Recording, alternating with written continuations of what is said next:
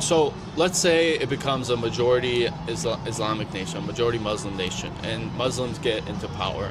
Sharia law is required to be enforced according to the Quran, correct? I'm not sure about that. You're not I mean, sure? it's not like Sharia law isn't just like, just like this book where it's like it replaces the Constitution. That's not how it works. It's a very extensive, deep topic.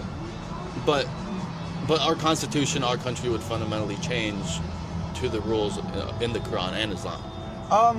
Yeah, I mean, if you followed Islamic, teachings, like, you wouldn't be able to criticize Jesus, for example. Alcohol would be forbidden.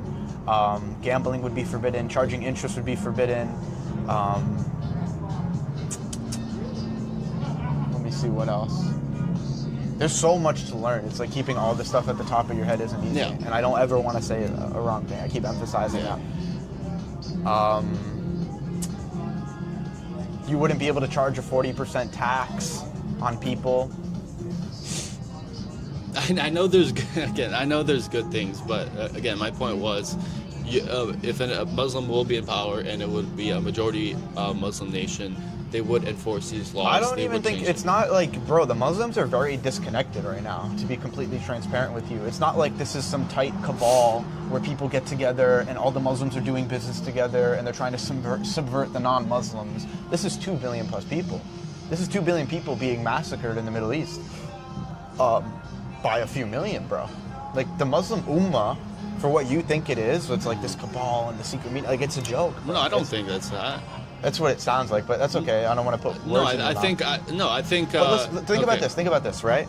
Your argument is that when Muslims become the majority, they're going to come together and enforce their beliefs, right? They don't even have to come together. They're going to be the majority, and they all believe the same, radical ideas. You can say whatever. It's not in the Quran, but that's what they believe. So it's not even they're coming together. They all believe the same things.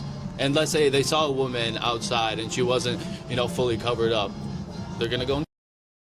You can't do that. You can't again, rape. Why make things up, bro? Why are you I'm saying not rape saying first? it says it in the Quran, but that's what they do. Because I follow the patterns. I see what they do in Europe. I see what happens in the Middle East. Yeah, it happens.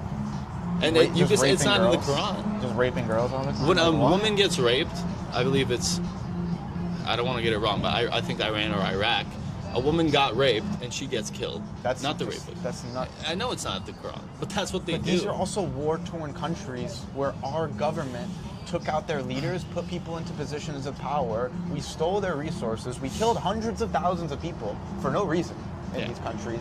We radicalized a lot of people. When your brother and sister and your dad are killed in front of you, you're not thinking about, let me follow the Quran to a T right now. Bro, I just had a call earlier. I was doing some research.